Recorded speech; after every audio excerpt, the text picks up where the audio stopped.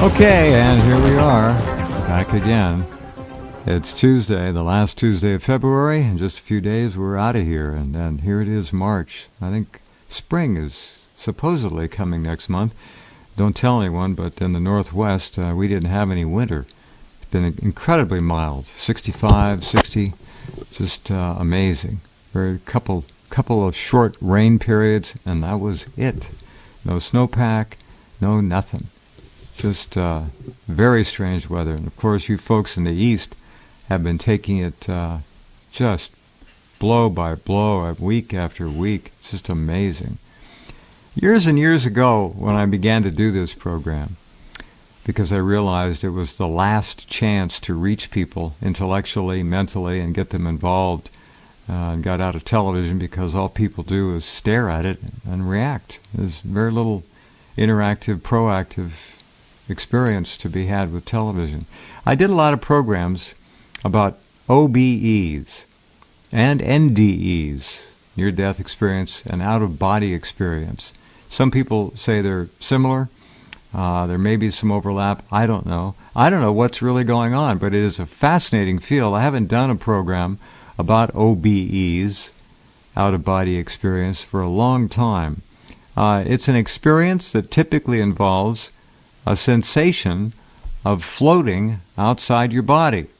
And I guess in some cases, perceiving your physical body from a place away from yourself usually happens when you go to sleep at night. But it is my understanding from talking to people years ago that you can train yourself to be able to do this pretty much on demand. Everybody does it, I guess, at one time or another. The term itself, out-of-body experience, was introduced in the 1940s, way back then, by a fellow named Darryl in his book called Apparitions, and was picked up by researchers thereafter, including Robert Monroe of the Monroe Institute, as an alternative to belief-centric labels such as astral projection, soul travel, or spirit walking. OBEs can be induced by brain traumas at times, sensory deprivation, near-death experiences, dissociative and psychedelic drugs. They say they can also be brought on by dehydration, sleep, and electrical stimulation of the brain. It is also, apparently, can be deliberately induced by some, as I said, on command. They can learn how to control this very strange and unusual experience. 1 in 10 people have an OBE once, or more commonly, several times during their lives. And here to talk about this situation, it's been a long time, is a gentleman by the name of Darryl Berry. Mr. Berry has been a lifelong experiencer of OBEs. He has a book coming out in several months about his life and what OBEs are all about. He also can train and help people understand, those who have disability, at least readily available to them, how to corral it and bring it into being pretty much, I guess it will, but we're going to find out more about that. Darryl, are you there? Yes, I am. Welcome to the program. Thanks for being here. You're welcome. Thank you for having me. My pleasure. Now, if you slip into an OBE during the program, we'll just keep listening. Tell us what I'll try to get back really fast. All right. When did this start out with you? When you were a young man or a young adult? How did it happen? And when did you finally realize what was going on? Actually, it started when I was a very small kid. And that's one of the things that lends credence to me, because I didn't read about it or see anything about it on TV. What happened was, one time I was about 4 or 5 years old, and I suddenly started to feel very lethargic and heavy, very tired, very suddenly. During the daytime? Mom, was this during the daytime or nighttime? At dusk. It was around dusk. Okay. It was definitely earlier than my normal sleep time, but it was pretty much nighttime. Gotcha. And so I decided to go, plop down on bed so I can feel better. And at some point, I don't know how much time went by, I suddenly felt better. So I figured I would, get up and tell my mom I was feeling better, so she wouldn't be worried since I told her I was feeling bad. So I got up to go tell her I was feeling well, and I got out of bed like normal and walked to the door. Except when I went to open up the door, my hand went through the doorknob. So I was surprised, and I tried to open up the door again, and my hand which went through the doorknob. And I look back at the bed, and I see a lump on the bed with sheets over it. So I surmised, well, that must be my body. So I figured that since my hand went through the doorknob, the whole of me should be able to go through the door. Yeah, why so bother? I walked through the door. You actually did. You just and you're this is again when you're 4 or 5 years of age, something like that. That's right. This is my introduction to the subject. It was not from reading a book or watching a movie or hearing someone talk about it. My introduction was what in the world is going on right now, and that was my introduction to it. And well, what did you do? You went through the door. What did you do? Well, I went through all the walls, and I went a straight beeline to my mom. I didn't pass go or collect the $100. I went straight through the walls, through the bathroom, through everything. It was so strange because when you're going through the walls in the center of the home, it was just all dark, and you're going through walls and concrete and stuff. And I went into the kitchen, and I tried to call my mom and let her know, Mom, help or something. And no sound was coming out of my mouth. And but I was able to observe everything she was doing. So after a certain amount of time, the experience just ended. I don't know what happened. And I just woke up in the morning, and I went to her and said, Mom, I was out of my body. And she was like, what are you talking about? And I told her everything that she did. And she was like, yeah, I mean, that's what I was doing. But, she didn't believe what I told her. But, but that was my first experience. And, that's quite a vivid experience. Now, when you told your mom what she was doing in the kitchen and she knew full well you weren't there, how did she deal with that? Did she just kind of have to push it aside because it just sounds silly? Yeah, she just said it was a dream. And of course, a lot of kids experience a lot of things, and we tell them they're just dreaming and so on and so forth. So, yeah. She didn't pay it any mind. That's a sad thing you just said, because it always reminds me of how we are as children. We have, many of us have gifts and certain abilities like OBEs, and they're drummed out of us by our parents. Who say, don't ever bring that up again. Don't talk about that. And so kids don't. They have ESP. They have a lot of abilities, and they're just stepped on and pushed away through no malice of the parents. In many cases, they just don't know better. That's right. I don't fault her at all. I mean, she didn't know, and that's one reason why I write about it now and talk about it, because you would be surprised. A lot of people don't mention it out of fear, but being that I'm into the subject, I'll often, broach the topic, and so many people will say, "Wow, that's what happened when that was going on," or you know what? I never told. I've heard this phrase so many times. I've never told this to anyone before. I can't tell you how many times someone has started a sentence like that after I broached the subject. So that's one reason why I'm talking about it, so people could be more familiar with it. And I mean, yeah. But I mean, ironically though, my parents are part of the reason why I was able to get so good at it, because they were very loving parents, and they gave me a good environment. So even though they thought it was just a dream, I was able to explore. So at this time, I didn't really. Like my mom said, it was a dream, but it started to happen so often. I actually thought it was just something common. I was thinking, well, my mom doesn't do it, but nobody's talking about it in school, so I guess it must be just so common nobody mentions it, because eventually I started to like characters like Superman and Mighty Mouse, flying characters.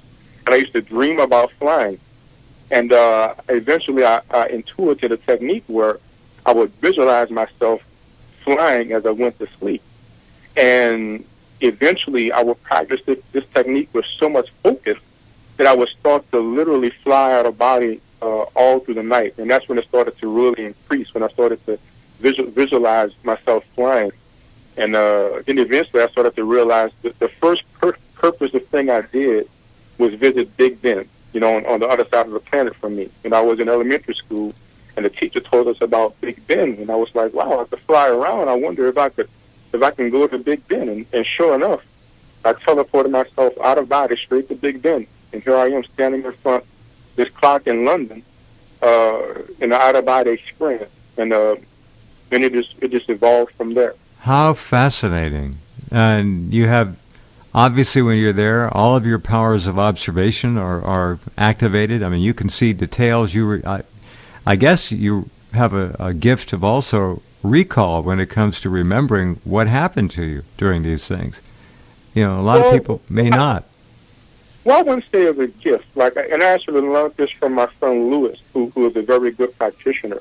Mm-hmm. And the way he describes it, which is also how I describe it now, is we actually have a threshold of consciousness. A very good demonstration of this is at one period of time I dabbled in channeling, and eventually I contacted. I went through several stages, and eventually I got good enough where I contacted this what seemed to me was a higher level being. It turned out to be a father of mine from a different lifetime, but at the time his vibrations were a lot different from mine. And but the only way I could contact him was to go into a deep altered state. But one time he told me his name, and every time I came out of meditation, I would forget his name. I would go into a deep state and contact him, and I would just so clearly know what he just told me. Then I would come out of meditation, and I would have a total blank. But what happened is, as I kept practicing more and more, my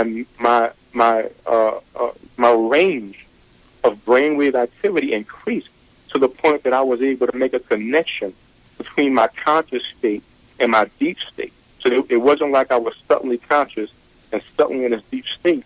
I started to build a bridge.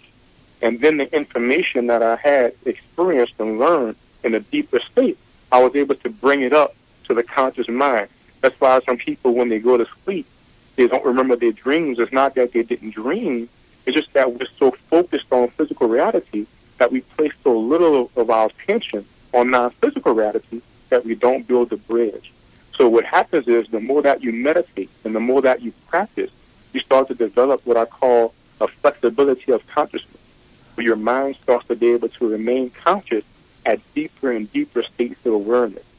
And then what happens is, instead of losing consciousness when you reach a certain brainwave state, you remain conscious. And then those experiences could come back to conscious awareness, and that's the key. That's fascinating. What an eloquent description of how the process works, building a bridge to the unconscious so the conscious has access to it. You've gotten to the point where this has been a journey for you of quite some time. Okay, I'm going to go back to just for a minute when you were a kid. This first experience, you got up, you tried to open the door, and your hand went right through. There's no resistance at all. How often did these events happen to you when you were a child? The bulk of my experiences are actually still in my childhood. What started to happen was, I still at the time, because I kind of skipped ahead with my Big Ben experiences. So going back to the very beginning, I still didn't realize this was an out-of-body experience. I didn't know what was going on. I would feel myself needing to use the restroom, and I would get up and go to the restroom, but notice strange things like, why is the light switch not working? I don't know. Why is the chair looking funny? And I would wake up and realize I didn't actually get up to use the restroom, because I wet myself. So, and then other times I would just float out of body. Like I would just, one very striking experience was I was sleeping one night, and suddenly I became aware of this whooshing sound. I just heard whoosh, whoosh, whoosh, whoosh. That's what woke me up. So I'm thinking, what in the world is this whooshing sound? So I open my eyes, and my nose is to the ceiling. My face is right in front of the ceiling. And I look back, and I see my daddy on the bed, and then I just fall back into my body. And but eventually I got used to that. And some nights I would just float up and sleep on the ceiling. I would literally just float up, and I would just be laying, looking at the ceiling all night. And eventually I started to be able to go farther and farther. Then it got to the point where I would just walk down the street. I would just suddenly find myself walking down the street out of body. And one striking thing I noticed is most of my out-of-body experiences, the world takes on a sort of, if you remember those old pictures like of the daguerreotype where it's sort of monotone in color? Yes. Like the whole world would be a sort of Like monotone a sepia color. tone, or they call Yeah, it. but not specifically that color. It's that I same understand. type, but I it's got you. bluish. Yeah, yeah, But yeah. usually that was at nighttime. It seems like at daytime you can see colors better. But most of them was, of course, at night because it was when I was physically sleeping. So one very interesting experience I had when I was a kid, and this is something that I Well, learned. Big Ben is pretty tough to top, Darryl. That was Oh no, pretty well, that's just like that's a small experience right there. Oh, all right. I actually met my future self. One time I was going through one of my floating experiences. So this time, for whatever reason, I did not stop at the roof of my bedroom. Uh-huh. So I became conscious about 2 stories above the house. So I'm looking down at the roof of the house. I look up and I see outer space, and I'm dead certain I'm about to be lost in space. I'm just floating up higher and higher, and I'm freaking out. And I look to the side, and I see me. And it was such a striking experience, and it reminds me of what I've read years later about Robert Monroe. I don't know if you read his book, but he was visited by, he didn't know it was himself, but eventually he learned that he was visiting himself. And when he got later in his life, he actually consciously went out of body and was himself visiting his previous self. So I still have yet to get to the point where I visit myself as a child. Well, that's beyond amazing. Now, I've talked to people in the past about this. The issue of time becomes basically irrelevant when you get into this stage in an advanced capacity, I guess, because to be able to visit your past or future self, that can shake people up. You seem to have been able to handle this very well, and I guess you kept it. As you have told us earlier, so many people have told you, I've never talked about this to anyone before. Did you go through most of your life not talking about this to other people, or did you try to talk to Mom about it at all later? Actually, I did, because for the first 5 or 10 years, I really just thought it was, because I was having so much fun. I was flying around, yeah. and eventually I started to meet other beings. At first I had bad experiences because, just like here, the non-physical, some beings have not so good intentions. So there was a whole period of time when I was flying around, and suddenly I started being chased by this being. This being took on the guise of Freddy, and this being would literally chase me around all night in the out-of-body experience. I'd be running around the neighborhood, but eventually I realized that I can control this state. And I defeated him. And then I went on to help other people. Like one time I was out of body, and I saw this girl being tormented by this negative being. And I went and beat the crap out of the being. You could use your intentions and basically thought in the non-physical realm is just as solid as your hand. And if you are confident within yourself and you know how powerful you are, then there's no negative being that can stand against you. So I help people out who was having bad situations. Would they just normal. Darryl, would they be asleep when these antagonists were after them and bothering them? Yeah. I brought her back to her physical body. What was happening is I became aware, and I was with a group of non-physical beings. It seemed like some beings I was familiar with. Like sometimes you just become aware amid the experience. I was in this non-physical dimension. And I look down and I see this little girl running, and she reminded me just like me when I was, not too long ago, with Freddy chasing me. So, I flew down and I got this being away from her, and I sheltered her in the cocoon of energy, and I just kind of just tugged her around for a little while, and then I brought her back to her physical body. And a few nights consecutive to that, I went out and I visited her at her house and just made sure she was okay. And she probably told her mom the story about some guardian angel or whatever, and they probably didn't believe her. I don't know. But well, you were. That's exactly what you were at that time. Exactly. Yeah, that's a very nice story. Now, I have 2 things. One, when you're out of your body, does it affect in any way the quality of sleep that your physical body goes through? Do you wake up exhausted in the morning? Mentally or physically, or do you still get a good night's sleep? It depends on what you do. There was only one thing that made me exhausted, and it was this. at one point, I would be visited by these three beings of light. Like I would just become aware in the out-of-body experience and sit up, and three beings would be standing by my bed in like a semicircle, and they would just pour information into my mind. It would just be like a river of knowledge would just download into my mind. And pretty much all night, they would just pour information into my awareness. And when I would wake up the next day, it would be like packets of information that I could unravel. And years later, when I started to read about this, they were telling me things that I would read in, the works of Jane Roberts and Bashar, like metaphysical principles they would be teaching me. But they were teaching me so much that sometimes I would start to wake up more sleepy than when I went to sleep. And eventually I just said, look, I just need you to stop because I'm waking up too tired. And it stopped for about a week or two, and then they started up again at a slower pace. Well, they chose you. They chose you to teach you things. Obviously, that's very interesting too. This is not simply astral travel. You're into a much more diverse world than the average OBE. Stand by, Darryl. We have to take a break. We'll come right back. I guess just briefly, really quick, as a child, when you realized you could do this, it must have been kind of fun for bedtime to roll around. I was so anxious.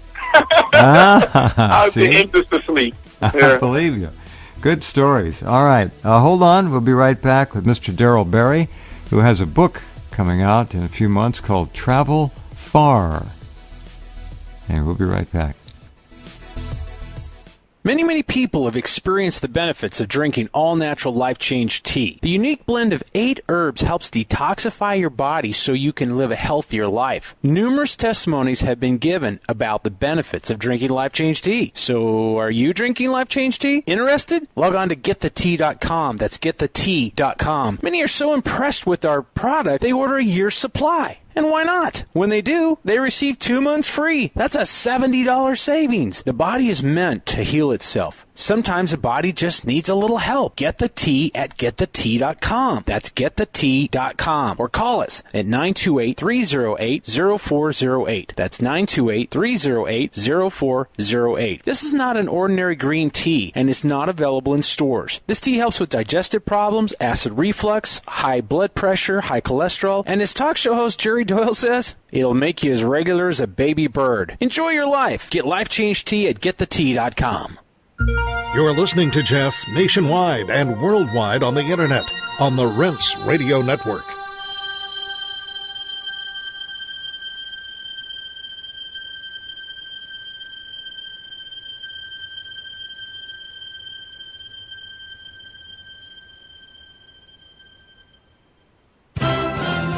Hi, this is Jeff Rense. Royal Raymond Rife was without question the most gifted medical scientific genius of our age.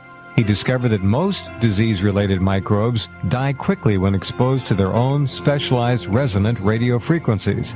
The BCX411 Rife-type frequency instrument has received the highest praise on several continents for its precision, simplicity of operation, and successful research experiment. The BCX, with its comprehensive manual, allows you to select the frequencies you wish to experiment with for the length of time you want to run them. The BCX handheld plasma ray tubes and RF radio carrier wave, like Rife used, are the absolute state-of-the-art in Rife frequency research. For full information and pictures, take the New Earth link at the top of Rense.com. Settle for nothing but the best in Rife research with the BCX411. Again, just take the New Earth link at the top left corner of Rense.com. Oxygen. It's nature's oldest therapy and plays an essential role in destroying viruses, bacteria, mold, yeast, and fungus, and keeping the human body healthy and strong. Now, you can give your body and your immune system a mega boost of disease-fighting oxygen with all-natural Oxy-C. With so many people now leading a sedentary indoor lifestyle, most are in a chronic state of oxygen deprivation, which sets up a perfect environment for disease, general fatigue, and a host of other symptoms. Oxy-C is yours in simple, convenient capsules. Nothing to mix, nothing to hassle with. Take it with juice or water anytime. Feel a cold or flu approaching? Have no energy or spark anymore? Try all-natural Oxy-C and prepare to be amazed. Oxy-C is only available from New Earth Health Solutions at Rense.com. Look for the New Earth banner at Rense.com.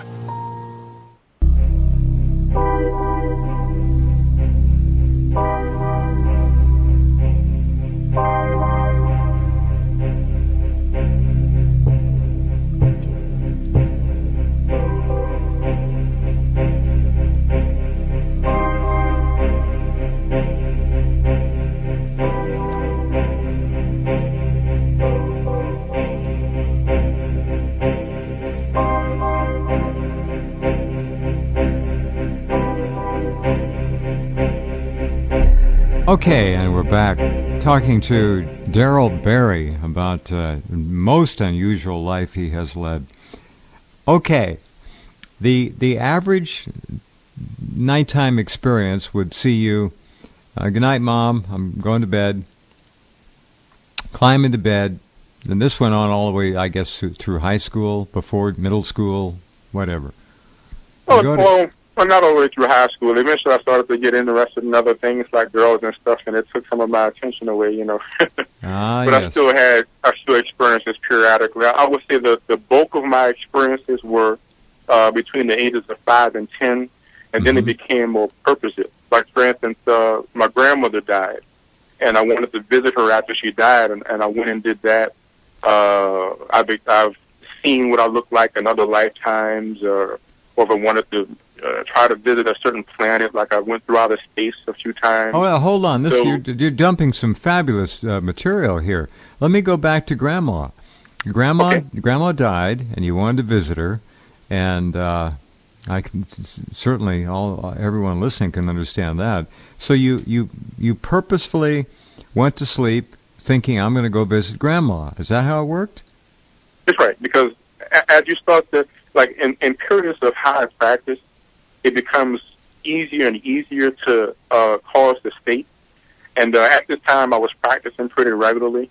And you're just Darryl, you're just a kid.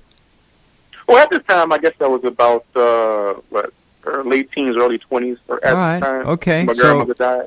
Now, all right. Did you? You must have had a technique by this time. You when you lay down in bed, did you say, "I am going to visit Grandma tonight," and then you just go to sleep? How does it work? And then where did you see her, and what happened? This is fascinating. Okay. Well, around this time, I was reading Robert Monroe's books. I visited him after he died as well, by the way. You visited Robert Monroe too? Wow. Yes, I did. All right. And I used his ident method. And what I did was I laid it down and I relaxed. And it was pretty easy at this point to get into an altered state. So usually once I lay down, I'm almost already going into an altered state. And I collected within my mind everything I knew about her. So I created a mental identity. That's why he called it an ident. So I collected, what she looked like, the feelings I had for her, and so on and so forth. And when I had this strong ident built up, I focused on going to her as I allowed myself to fall asleep. As my body went falling to sleep, suddenly I was in this area called the void. Like, there's this area of the non-physical where it's like outer space with no stars. A lot of deep meditators will frequently experience this when you go into a deep, deep meditative state. And it's just like pure silence and darkness and peace. And it's like... no fear. No fear. It's just a comfortable, total void. That's fascinating. Right. Deep void. And suddenly to the side, I heard her laughter. Like, she has a very distinct laugh. And I looked to the side. Now, this was only about 2 weeks after she died. But as you said earlier yourself, time is a lot different out of body. Yeah. She does not even have a physical form anymore. Apparently, after you died so long, and you start to lose attachment to your previous form, you may not look the same. And she just looked like a cloud of light. But I can see her face in this cloud of light, and I can feel her presence. But she was mostly a cloud of light. And I just communicated some stuff to her. By this time, I flew around a lot. I explored a lot of non-physical realms. So I thought I would just give her the lay of the land. I'm not aware of her being aware of this stuff. Well, what did She she was say to you? Hi, Darryl, I love you. I'm really happy to talk to you and see you again. Or what was that like? What happened? Actually, she just looked at me very sweetly. She didn't even say anything. She just looked at me, and I could just feel her presence. And it was just like a nice little communion. What a nice thing. Yeah. Yeah, it was pretty cool. So, I communicated to her what I could, which she probably didn't need anyway, because by this time she was a cloud of light. So she obviously wasn't identified with the physical anymore. And then I just reintegrated with my physical body. So, and that was the experience. It was very nice. So, I mean, you out of body experience, you definitely lose not only the fear of death, but the trauma of your loved ones dying can diminish greatly. That's a great gift to lose that, because that you've seen it, all of you listening have seen it, experienced it. You lose a loved one, and that wound really never heals completely. And now we have Darryl telling us that there's really no need for that.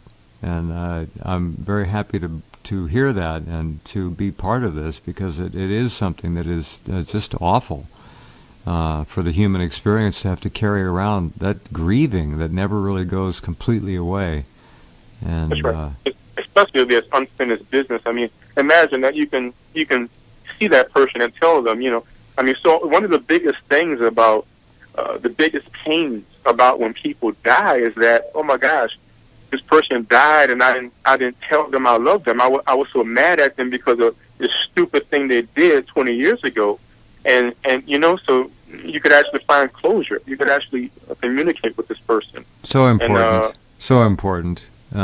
Every day is a blessing, and every time you see someone that you love, it should be special.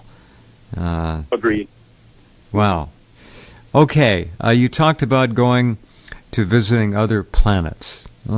In this solar system or out of our solar system into our galaxy, the Milky Way, where? Just anywhere you wanted to?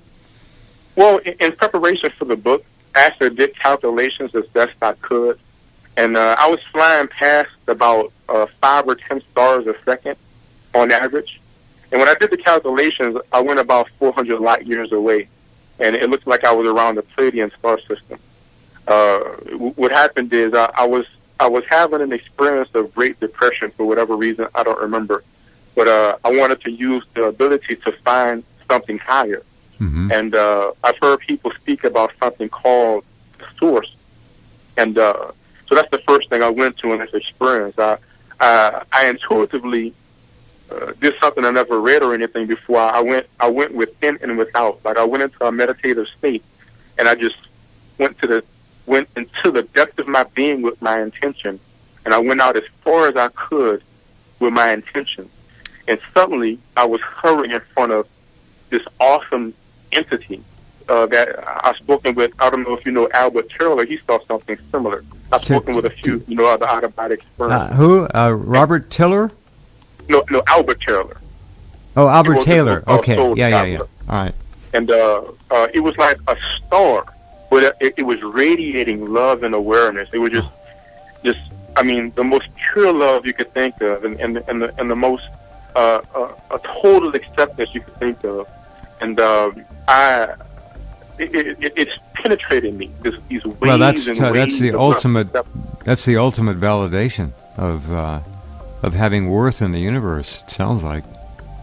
Well, I talked to Albert, and he said that when he visited a similar, because I read his book, and he visited something similar. Mm-hmm. I only went to it like 3 days in a row, but he kept going and going and going, and he thought that it was actually his higher self.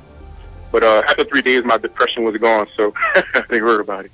But after this experience, I read about this higher level extraterrestrial race, and I wanted to see if they were real. Okay, hold on right there, Darryl. Hold on, please. I have to pause again here. We'll come back and join you, and we'll talk about this extraterrestrial race. This is all really remarkable. Back with Darryl after this. uses ozone to purify the drinking water for millions. Uses of ozonated water produced by the TrioxyPure include washing your hands, disinfecting cuts and infections, brushing your teeth, and even washing and sanitizing fruits and vegetables in the kitchen. Meanwhile, the Trioxy Re-Ion ozone negative ion generator will clean your indoor air of pollen, smoke, odors, mold, bacteria, and viruses, and more, and will put extra oxygen into your bloodstream and clean your body just by you being there. I hope you'll drop by and visit GoHealthyNext.com and take a look. The prices are more than affordable, and the results are priceless. That's GoHealthyNext.com. When you think of getting old, what comes to your mind? Spending the last years of your life in a nursing home? Staring out a window? Medicated to keep you docile? Not able to recognize your own kids? Suffering with some dreaded disease until you die all alone? Well, think again. One of the premier doctors in the world, Dr. James Forsythe, wrote the book Anti-Aging Cures: Life-Changing Secrets to Reverse the Effects of Aging, your key to the real fountain of youth. And Suzanne Summers, the perpetual face of eternal youth, wrote the foreword. As mentioned in the book, Royal Velvet is the most cost-effective, easiest, and complete way to reverse the effects of aging. It's true. So, do you want glowing skin, less wrinkles, thicker hair, less gray hair, your hormones balanced, improved memory, a toned physique, greater energy, less pain and stiffness, as well as benefits too numerous to name? Go to RoyalVelvetNow.com. Click on the Rense icon in the upper right-hand corner, and within a couple of days, you can be on the path to youthful living. RoyalVelvetNow.com. Your life will never be the same. Hi, this is Richard Ostro, owner for Carnivora Research International. I want to tell you that we're beginning the new year with a buy two, get one free on our most popular product, Carnivora capsules. You're paying only $26.63 each per bottle for 3 bottles. There is no limit to the number of bottles you purchase. Use the promotion code BCAPS2, that's BCAPS2, when calling us at 1-866-VENUS-FLY. That's 1-866-836-8735. Once again, call 1-866-VENUS-FLY or 1-866-836-8735 or visiting carnivora.com. That's carnivora.com when using the promotion code BCAPS2. We'd like to thank all of you who are willing to try this amazing 100% natural product. President Reagan had Carnivora sent to the White House in 1985, 19 years before he passed, at 93.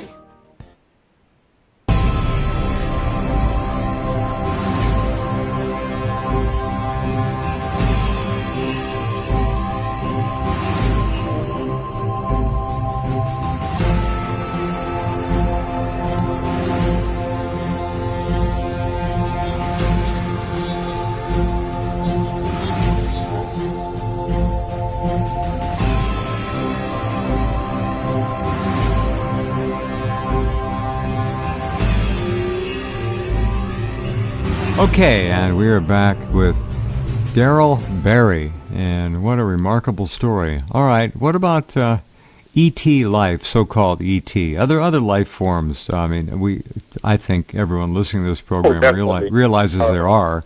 That's not anything on the table that we worry about. There are. The universe is crawling with life. But tell us about your experience.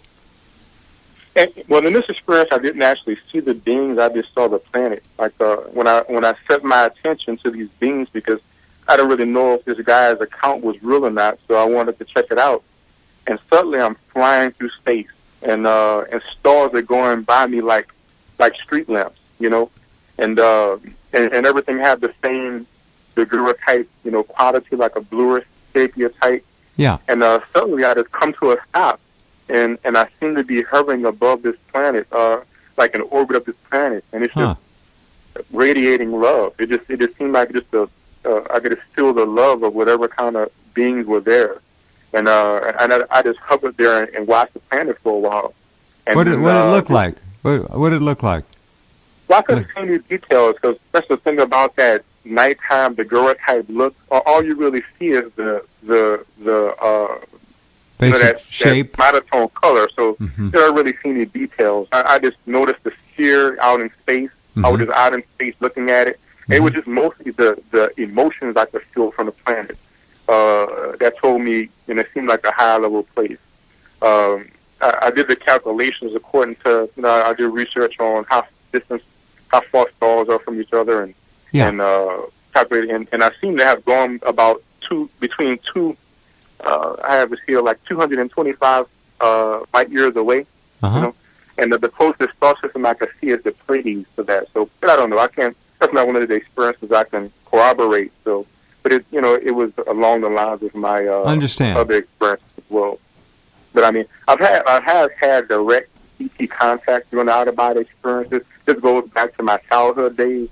I would suddenly be standing at the door of the house, and the door would be open, and a short gray alien being would be standing there. And again, this is before I read anything about this. Just like this was my introduction to gray aliens.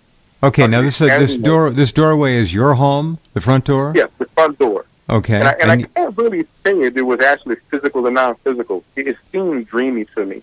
Okay. But also had several dreams of craft.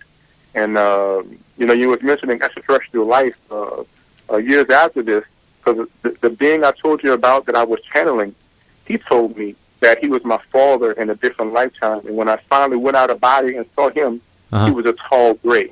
When I went out and saw him in the out-of-body state.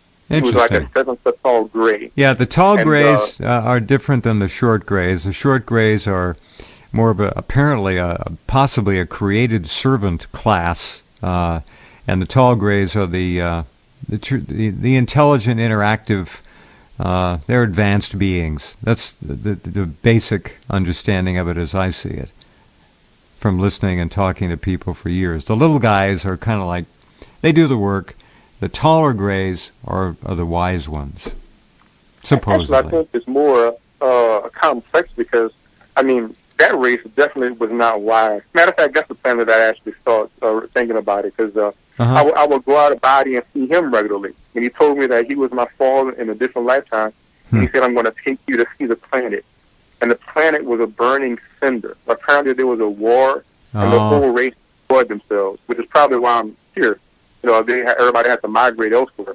But, that race wasn't really advanced. Everybody killed themselves. But apparently he's non-physical, and he was helping me out. Go ahead, Darryl, I'm sorry.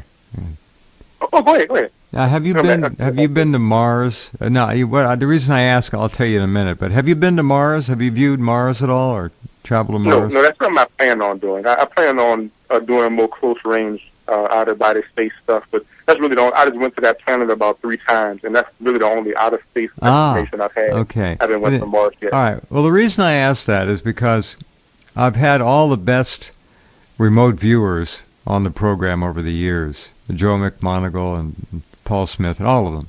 And what you're describing, in a way, is very close to, if not, in fact, remote viewing in some form. Maybe it is a variant of it. I don't know. But Ingo Swann, the father of all of this, he visited. Joe McMoneagle went to Mars, looked around.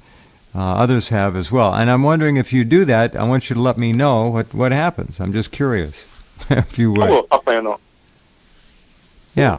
So at this point in your life, you have obviously honed this skill, this ability, maybe not to its ultimate, but certainly to a very high level. And you can direct it. You can do.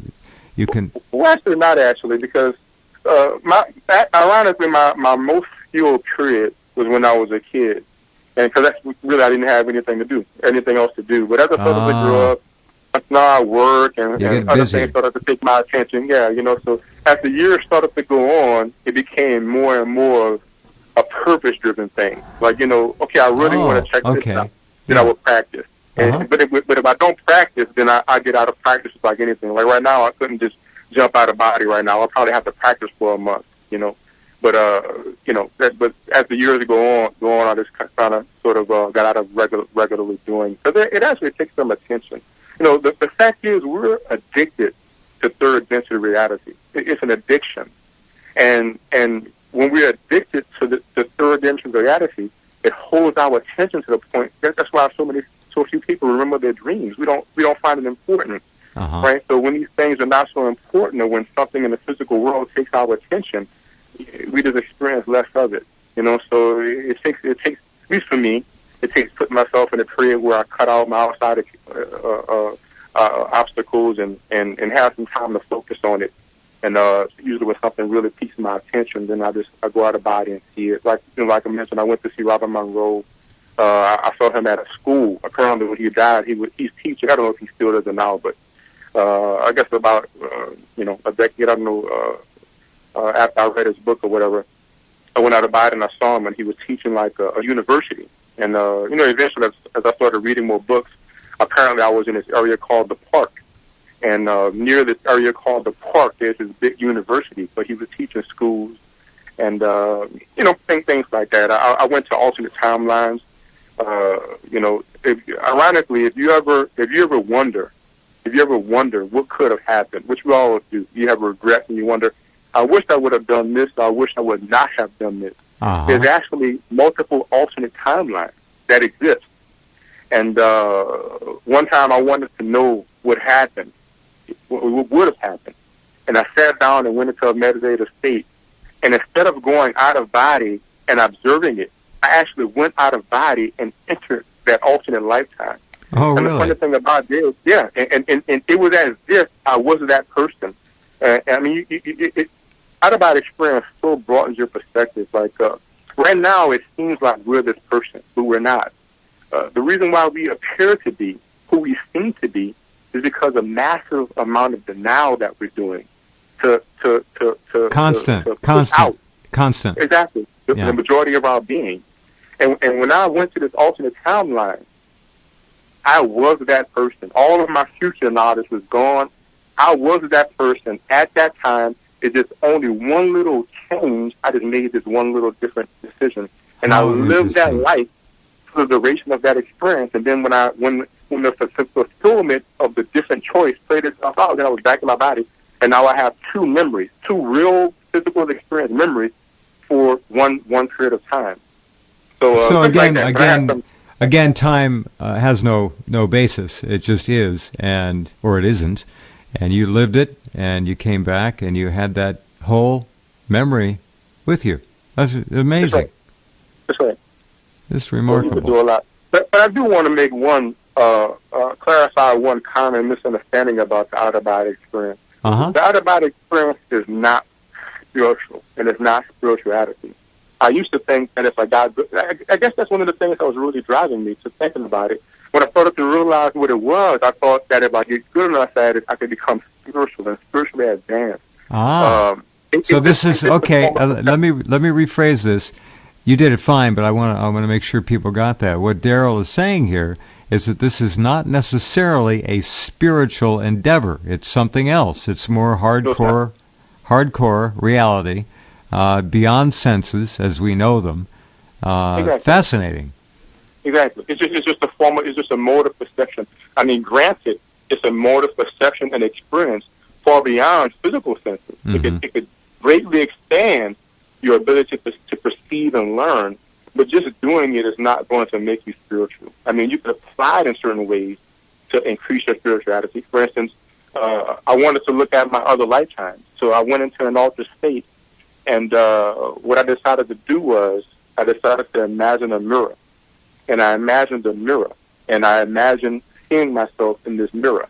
Uh-huh. And I was suddenly into this sort of non-physical realm I created, and I decided that I would turn around, and I would see my other lifetimes. And I turned around, and I saw a multitude of people, and I was able to see all the different lifetimes the way I looked. And racism completely vanished. I mean, that's definitely progress towards spirituality. But I mean, there's other ways to come to the same conclusion. So I don't want people to believe that you have to do it to become spiritual, or just doing it is going to make you spiritual. It's a like tool. Anything. It's a tool. Exactly. Yeah, fascinating. Exactly. Now, this will all be written about and discussed in your book, I assume, Travel Far. Definitely. I have so many experiences. At a certain point, I started keeping journals. So I went through my journals and took all my best experiences and put it in there.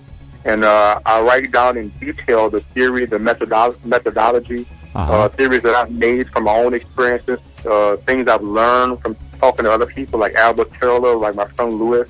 I also made a research experiment. A lot of people don't understand it's not anything special either. Anyone can do it. Just like I said, it really just takes practice. And in 2012, I started a research study. It was from, I believe, like June and July of 2012. Yeah, we got about a minute left, so go ahead real quick. Okay. And I taught 19 people the techniques. And after 2 months, 5 of them had out-of-body experiences. One of them had a complete full out-of-body experiences where they saw a non-physical entity, and one had partial out-of-body experiences where a non-physical arm or a non-physical leg started floating. So, and I've taught people throughout the years. So if you apply the techniques that I have in there, it works. All you have to do is apply it, and I'm certain anybody can do it. I'm not anything special. I just, stumbled upon it, but anybody could do it. Well, what you did, Darryl, you picked it up and ran with it, and that's great. When your book is ready, please let me know, and we'll have you back. Okay, that sounds good. I'll make sure I talk to you. Yeah, I really enjoyed this. Thank you very much, Darryl. You're a remarkable man. Thank you again for having me. Okay, good night. Good night. Mr. Darryl Berry, and